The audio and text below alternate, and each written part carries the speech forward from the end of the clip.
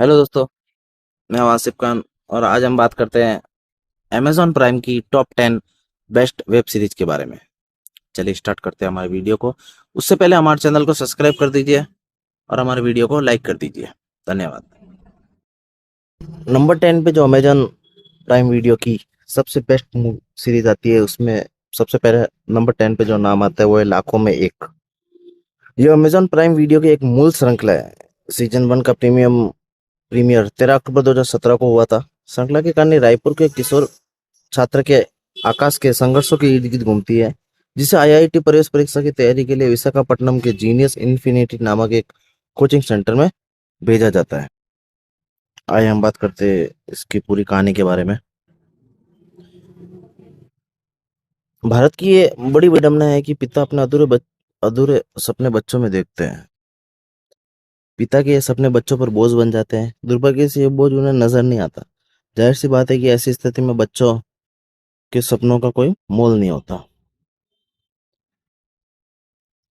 इसी के ऊपर एक सीरीज बनी है, वेब सीरीज, जिसका नाम है लाखों में एक, जिसके निर्देशक है सेन गुप्ता।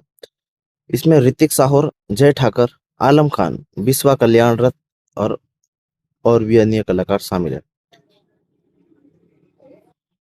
अब बात करें इस मूवी की कहानी की, तो बिस्वा कल्याण रथ की वेब सीरीज लाखों में एक ऐसे स्टूडेंट की जिंदगी पर आधारित है जिसका पढ़ाई में कुछ खास इंटरेस्ट नहीं होता है, लेकिन फैमिली के दबाव में आकर 12वीं के बाद आईआईटी का एग्जाम पास करने के लिए इंस्टीट्यूट में एडमिशन लेता है।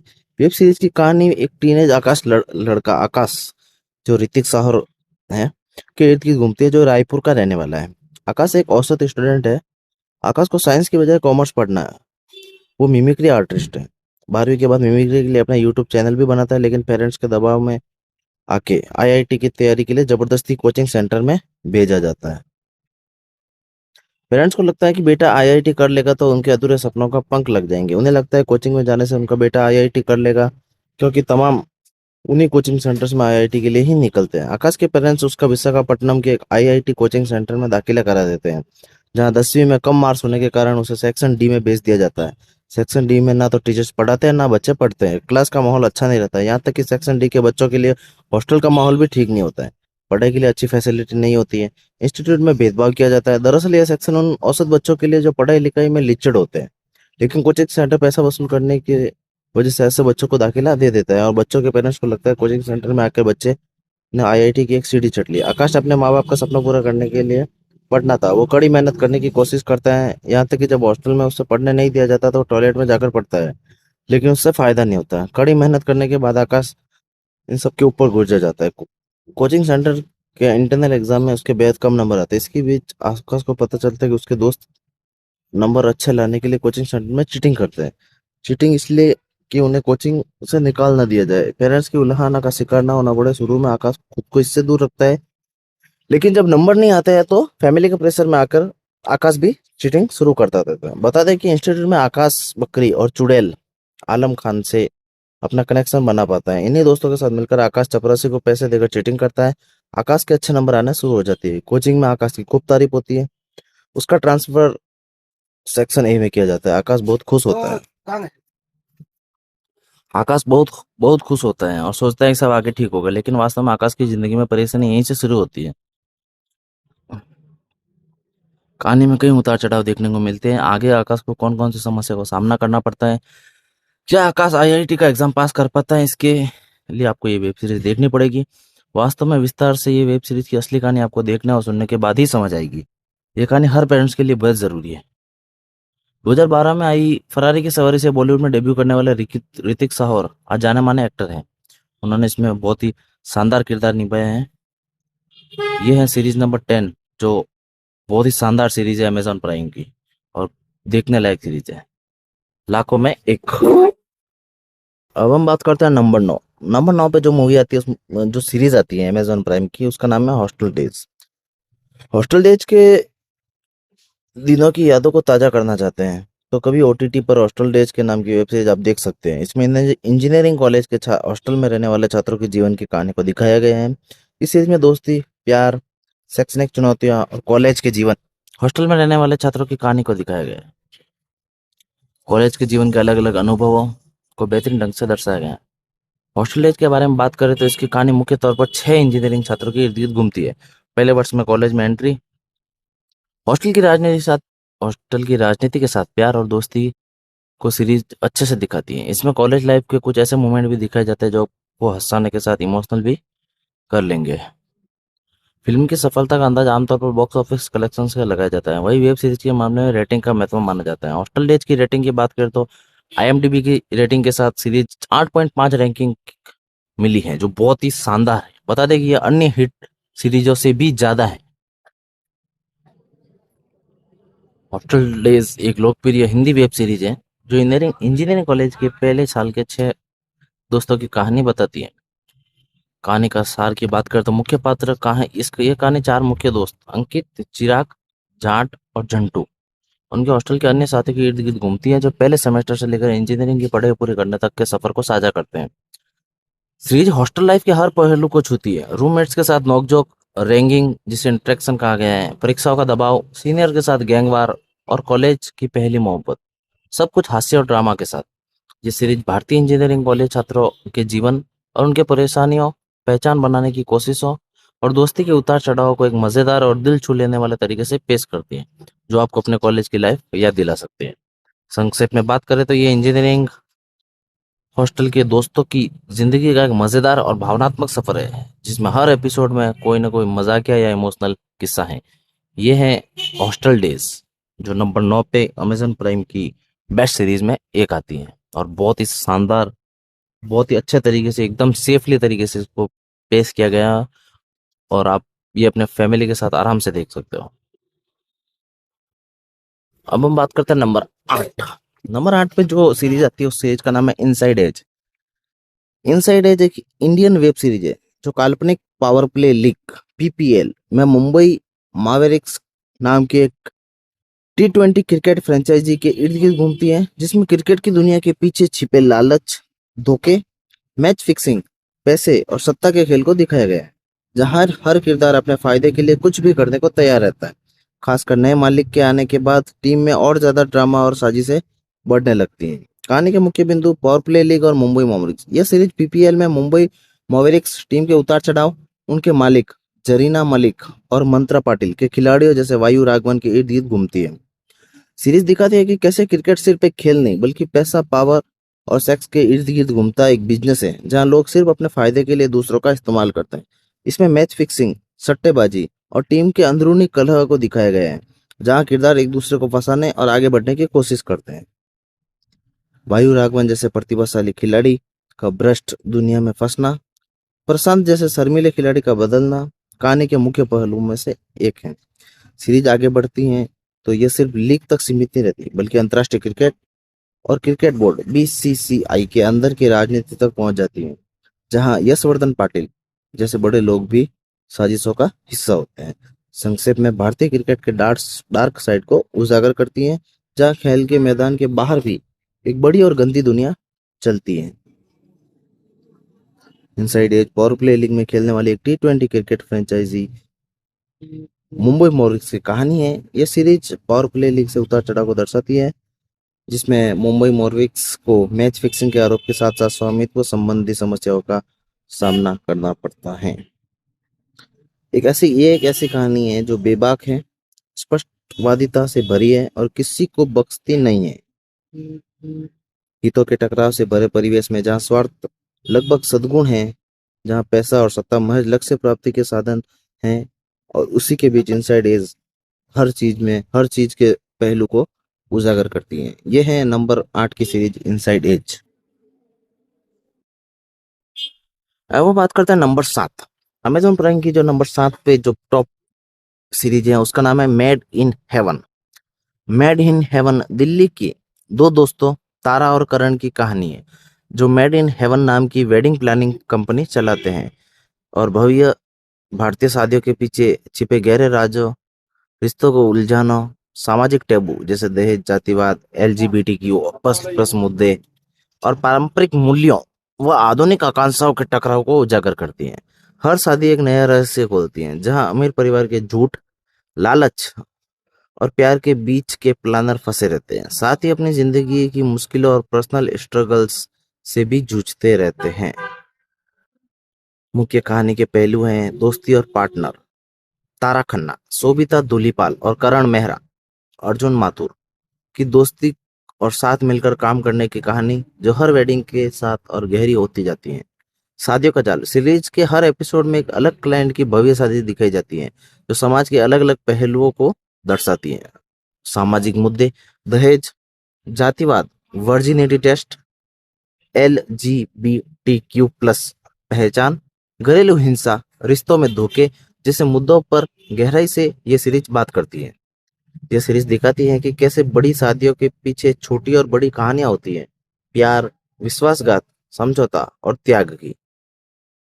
इसमें दूसरा सीजन भी आया हुआ है। दूसरे सीजन में ये बताया गया है कि दूसरे सीजन में उन कंपनी को आर्थिक मुश्किलों का सामना करना पड़ता है और वे नए सामाजिक मुद्दों और पर्सनल चुनौतियों से निपटते हैं।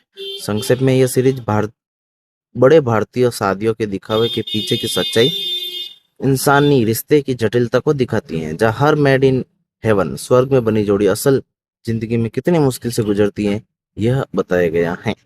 मेड इन नामक सीरियल भी एक आया था। लुधियाना के NIR दूल्हे की शादी का आयोजन किया था, जिसके एक स्थानीय दुल्हन चुनने की प्रतियोगिता रखी हुई जाती है।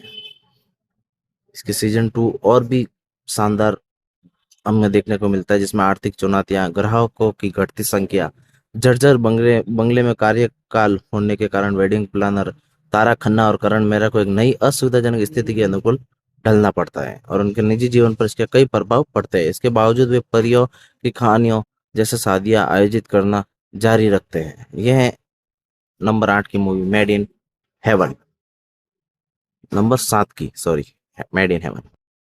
अब हम बात करते हैं नंबर 6। नंबर 6 पे जो सीरीज है वो हम सबकी फेवरेट है। बहुत ही साफ सुथरी सीरीज, बहुत ही शानदार तरीके से बनाई हुई सीरीज, जिसका नाम है पंचायत।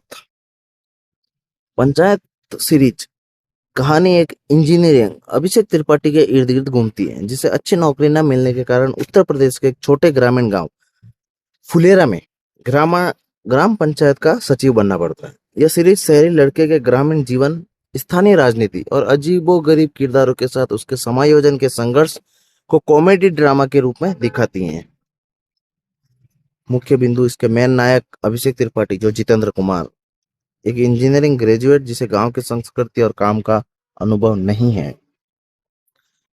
कहानी का आधार है बेहतर नौकरी न मिलने के कारण वो फुलेरा गांव में सचिव का पद लेता है, बिना वेतन, बिना मतलब एकदम कम वेतन के साथ। संघर्ष की बात करते हैं, उसे गांव के अजीबोगरीब लोगों, स्थानीय राजनीति और ग्रामीण जीवनों की मुश्किलों से जूझना पड़ता है। यह सीरीज ग्रामीण भारत की वास्तविकताओं को मनोरंजन के साथ दिखाती है और दर्शकों को खूब पसंद आती है।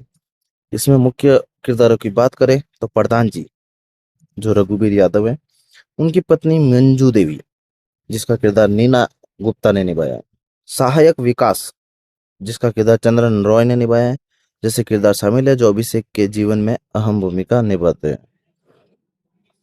संक्षेप में बात करें तो यह एक शहर के लड़के की कहानी है जो ग्रामीण भारत के बीच रहकर अपने नए जीवन और जिम्मेदारी को समझने की कोशिश करता है और इसी दौरान कई मजेदार और दिल को छू लेने वाले पल भी आते हैं। यह है हमारी फेवरेट सीरीज पंचायत, जो अमेजॉन प्राइम पर नंबर 6 पे आती है और एक बहुत ही शानदार, बहुत ही सही तरीके से पेश की हुई सीरीज है।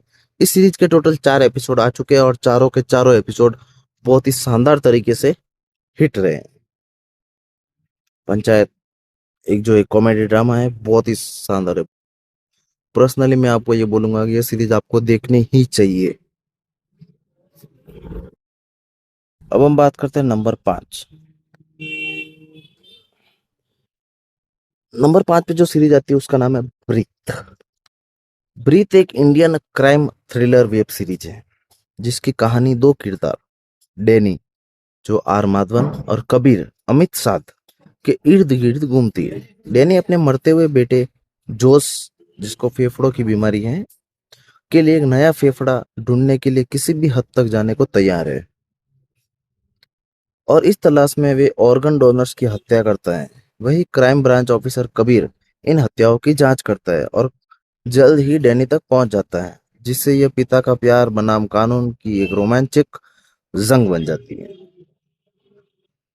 इसके 2 सीज़न हैं। सीज़न 1 में ये बताया है मुख्य प्लॉट डैनी एक फुटबॉल कोच है जिसके बेटे जोश की जान बचाने के लिए हताश है, जिसे फेफड़ों की गंभीर बीमारी है। उसके पास जीने के लिए सिर्फ कुछ ही महीने बचते हैं। ये उसे एक डोनर की ज़रूरत है और जब उसे लगता है कि कोई रास्ता नहीं है तो वह ऑर्गन डोनर्स की हत्या करना शुरू कर देता है ताकि उनके फेफड़े उसके बेटे को मिल सके। कबीर सावंत एक प्रतिभाशाली लेकिन असंगत क्राइम ब्रांच ऑफिसर इन नैसर्गिक लगने वाली मौतों की जांच करता है। धीरे धीरे इस केस को सुलझ जाता है और उसे डैनी के बारे में पता चल जाता है। ये कहानी दिखाती है कि एक पिता अपने बच्चे को बचाने के लिए कितना गिर सकता है, कितना नीचे जा सकता है, क्या कुछ भी कर सकता है और न्याय तथा नैतिकता के बीच की रेखा कैसे धुंधली हो जाती है। इसके सीजन 2 में यह बताया गया है कि इस सीजन में कबीर सावंत वापस आता है लेकिन कहानी अलग होती है। इसमें अभिषेक बच्चन व नित्या मेमन जैसे नए किरदार शामिल होते हैं। यह भी एक मिस्ट्री थ्रिलर बन जाती है जहां किडनैपिंग और मानसिक स्वास्थ्य जैसे मुद्दे उठाए जाते हैं। लेकिन यह सीजन 1 की कहानी से अलग है जिसमें कबीर की अपनी निजी परेशानियों को भी दिखाया जाता है। संक्षेप में ब्रीथ एक इमोशनल और इंटेंस ड्रामा है जो असाधारण परिस्थितियों में फंसे लोगों की कहानी को बताता है।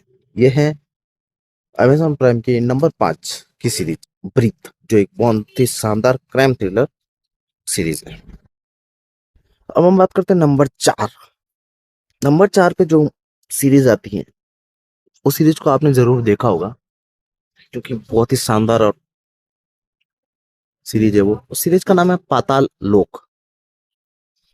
पाताल लोक की कहानी एक संकी दिल्ली दिल्ली पुलिस इंस्पेक्टर हाथीराम चौधरी, जिसका किरदार जयदीप अहलावत के इर्द गिर्द घूमती है, जिसे एक हाई प्रोफाइल पत्रकार संजीव मेहरा की हत्या के प्रयास में हाई प्रोफाइल केस की जांच सौंपी जाती है। लेकिन जैसे ही वह इस मामले की तह तक जाता है उसे समाज के गहरे और अंधेरे अंडरवर्ल्ड पाताल लोक के बारे में चौंकाने वाले राज का पता चलता है, जहां स्वर्ग, पृथ्वी और पाताल की यानी अमीर, मध्यम और दलित और गरीब के बीच की खाई, भ्रष्टाचार, मीडिया, राजनीति और अपराध की दुनिया खुलकर सामने आती है, जिससे उसका जीवन भी उलझ जाता है। कहानी के मुख्य बिंदु की बात करें तो कहानी की शुरुआत एक होटल के 4 कॉन्ट्रैक्ट किलर द्वारा एक पत्रकार संजीव मेहरा की हत्या की साजिश से होती है। दिल्ली पुलिस इन हत्यारों को गिरफ्तार करती है। इंस्पेक्टर हाथीराम चौधरी जो अपने करियर में संघर्ष कर रहा है, उसे एक केस मिलता है। उसे लगता है कि ये एक सीधा मामला है, लेकिन जल्दी उससे पता चलता है कि यह मामला बहुत ज्यादा गहरा है। ये सीरीज पौराणिक कथाओं स्वर्ग, पृथ्वी, पाताल की अवधारणा पर आधारित है, जो भारत के विभिन्न सामाजिक वर्गों को प्रतीक है जो भारत के विभिन्न सामाजिक वर्गों का प्रतीक है। पाताल लोक में समाज के हाशिए पर पड़े लोग, मजदूर और अपराधी रहते हैं। जैसे जैसे हाथीराम जांच करता है उसे पता चलता है कि ये हत्यारे सिर्फ आम अपराधी नहीं बल्कि इनके पीछे एक बड़ी साजिश है।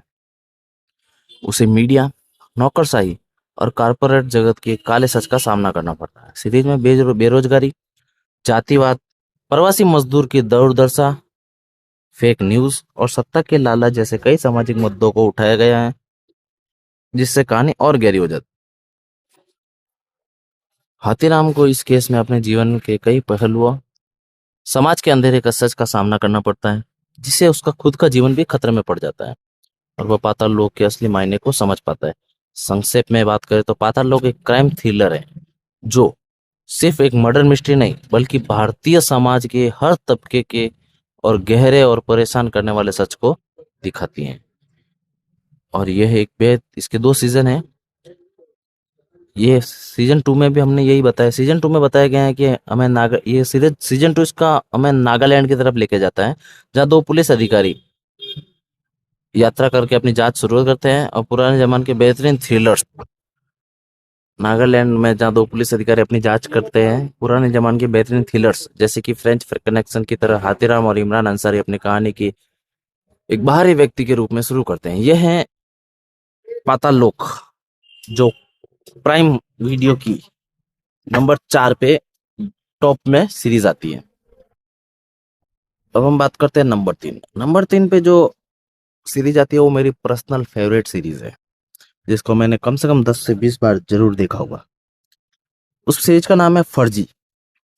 फर्जी एक भारतीय वेब सीरीज है जो शाहिद कपूर और विजय सेतुपति अभिनीत है।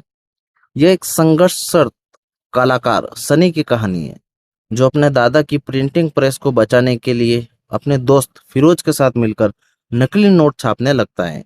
जल्द ही खुद को नकली नोटों के एक बड़े सिंडिकेट और एक तेज तर्रार पुलिस अधिकारी माइकल के जाल में फंस पाता है, जो देश से जाली नोटों के खतरे को खत्म करने के मिशन पर है। यह कहानी दिखाती है कि कैसे एक कलाकार अपनी कला का इस्तेमाल अपराध की दुनिया में करता है और पैसे और लालच और सिस्टम के बीच फंसे नकलीपन को उजागर करता है।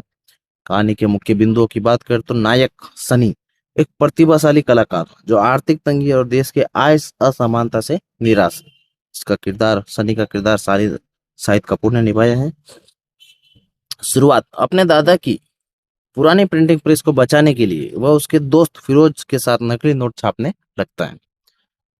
नकली नोटों के एक बड़े सिंडिकेट का सरगना जो सनी की कला से प्रभावित होकर उसे अपने साथ मिला लेता है। यह किरदार निभाया है मसूर दलाल, जो प्रमुख विलन है इसका। हीरो माइकल एक सख्त पुलिस अधिकारी जो नकली नोटों की इस रैकेट को खत्म करने के लिए एक विशेष टास्क फोर्स का नेतृत्व करता है। संघर्ष सनी अपनी कला के हुनर से बेहद असली नोट बनाता है, जिससे वह मंसूर के लिए काम करने लगता है, लेकिन माइकल की टीम उसे पकड़ने की कोशिश करती है, जिससे एक रोमांचक चूहे बिल्ली का खेल शुरू हो जाता है। सीरीज नकली नोटों के कारोबारों के साथ समाज और रिश्तों में मौजूद नकलीपन यानी फर्जीपन को भी दर्शाती है। संक्षेप में बात करें तो यह सीरीज और डीके राज निधिमोर और कृष्णा डीके द्वारा बनाई गई है। अमेजन प्राइम पर यह उपलब्ध है, जो एक बेहद ही लोकप्रिय सीरीज है और मेरी पर्सनल फेवरेट है। फर्जी वेरी बहुत ही शानदार तरीके से इस सीरीज को पेश किया गया है। ये है टॉप 3 में अमेजन प्राइम के। अब हम बात करते हैं नंबर 2। नंबर 2 पे जो सीरीज है वो बहुत ही शानदार, बहुत ही ज्यादा लोकप्रिय और पूरी गाली गलौज से भरी हुई सीरीज है। अगर आपको फुल क्राइम थ्रिलर देखना है, फुल गाली गलौज के साथ अपने फिल्म को एंजॉय करना है, तो आपके लिए ये सबसे बेस्ट सीरीज है। इस सीरीज का नाम है मिर्जापुर। मिर्जापुर सीरीज की कहानी उत्तर प्रदेश के काल्पनिक शहर मिर्जापुर में सत्ता, अपराध, लालच और हिंसा के इर्द गिर्द घूमती है, जहां कालीन निर्यातक और डॉन कालीन भैया अखंडानंद त्रिपाठी और उनके अयोग्य बेटे मुन्ना की दुनिया एक शरीफ वकील रामाकांत पंडित और उसके बेटे गुड्डू और बबलू की जिंदगी से एक शादी में हुई घटना के बाद टकराती हैं, जिससे अपराध की दुनिया में वर्चस्व और बदले की आग भड़क उठती है। मुख्य किरदार की बात करें तो अखंडानंद कालीन भैया त्रिपाठी मिर्जापुर का सबसे बड़ा डॉन, जो कालीन के कारोबार से जुड़ा है लेकिन सत्ता के लिए कुछ भी कर सकता है। मुन्ना त्रिपाठी कालीन भैया का बेटा है, जो अपने पिता की जगह लेना चाहता है। इसके लिए वह किसी भी हद तक जा सकता है, जिसे कई बार वह गुड्डू और बबलू के रास्ते में आता है। गुड्डू और बबलू पंडित शरीफ वकील के बेटे, जो अपराध की दुनिया से दूर रहना चाहते हैं, लेकिन एक घटना के बाद वह कालीन भैया के साम्राज्य में खींचे चले जाते हैं और जल्द ही पावर गेम का हिस्सा बन जाते हैं। कहानी का सार अगर सीजन 1 की बात करें तो सीरीज की शुरुआत एक शादी में मुन्ना और गुड्डू बबलू के बीच झड़प से होती है। सीरीज की शुरुआत में एक शादी में मुन्ना, गुड्डू और बबलू के बीच झड़प होती है, जिससे दोनों परिवारों की जिंदगी हमेशा के लिए बदल जाती है। इसके बाद यह शो कैसे सत्ता, ड्रग्स, पारिवारिक महत्वाकांक्षाओं और हथियारों से भरा एक जाल बुनता है, जिसमें वफादारी बदलती है, खून खराबा आम बात है, ये दिखाया जाता है। गुड्डू और बबलू कालीन भैया के साम्राज्य में फंस जाते हैं, जहां उन्हें कई दुश्मनों का सामना करना पड़ता है और अपनी जान बचाने के लिए खतरनाक रास्ते अपनाने पड़ते हैं, जबकि मुन्ना अपने पिता की विरासत पाने के लिए हर चाल चलता है। इसमें मुख्य विषय की बात करते हैं सत्ता की भूख, कैसे सत्ता के लिए लोग किसी भी हद तक जा सकते हैं। अपराध और हिंसा, एक ऐसे शहर की कहानी जहां अपराध और खून खराबा रोजमर्रा की बात हो गई है। पारिवारिक रिश्ते, सत्ता के खेल में रिश्तों का टूटना और बदल जाना। संक्षेप में यह कहानी मिर्जापुर के अपराध, राजनीति के खतरनाक खेल में फंसे लोगों की है, जहां हर कोई अपना फायदा और वर्चस्व के लिए लड़ जाता है। यह सीरीज बहुत ही शानदार है। इस सीरीज के जितने भी सीजन आए अभी तक बहुत ही हिट रहे हैं और लोग इस सीरीज का बेसब्री से इंतजार करते हैं। ये है टॉप 2 में अमेजॉन प्राइम की नंबर 2 की सीरीज मिर्जापुर। हम बात करते हैं अमेजॉन प्राइम की सबसे बेस्ट सीरीज मानी जाती है, जो उस सीरीज का नाम है the family man. The family man की कहानी श्रीकांत तिवारी के नाम के एक मिडिल क्लास आदमी के इर्द गिर्द घूमती है, जो सतह पर एक सामान्य परिवार के मुखिया है, लेकिन असल में वह भारतीय के खुफिया agency TASC threat analysis and surveillance cell के एक जासूस है, जो देश को आतंकवाद से बचाने के लिए गुप्त मिशन पर काम करते हैं। यह सीरीज दिखाती है कि कैसे वह अपनी खतरनाक और गुप्त नौकरी और अपनी सामान्य पारिवारिक जिम्मेदारियां, पत्नी, 2 बच्चे, EMI, घर की समस्याएं के बीच संतुलन बनाने की कोशिश करता है, जो अक्सर मुश्किल हो जाती है। कहानी के मुख्य पहलू दोहरी जिंदगी। श्रीकांत एक तरफ आतंकवादियों को रोकने के मिशन पर होता है, वही दूसरी तरफ घर पर एक आम पति और पिता की तरह अपनी पत्नी सूची और बच्चों को संभालते हैं, जो उनकी जासूसी वाली जिंदगी से अनजान होते हैं। सीजन 1 में दिखाया गया है कि मुख्य रूप से मिशन जुल्फिकार पर केंद्रित है, जिसमें श्रीकांत और उनकी बेटी को एक बड़े आतंकवादी हमले को रोकना होता है।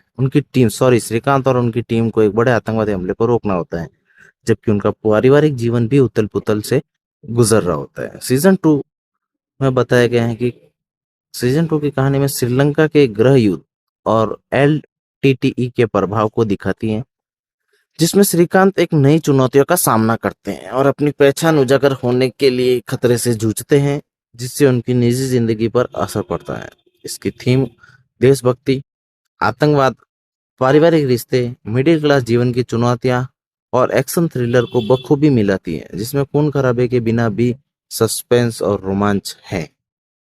संक्षेप में बात कर दे तो यह एक ऐसे सुपर स्पाई की कहानी है जो देश के लिए जान जोखिम में डालता है, लेकिन घर पर एक आम आदमी बनकर परिवार की उम्मीदों और जिम्मेदारियों में भी फंसा रहता है। यह है अमेजॉन प्राइम की top series the family man. तो ये थी अमेजॉन प्राइम की टॉप 10 बेस्ट सीरीज, जिसमें सबसे टॉप पे आती है फैमिली मैन।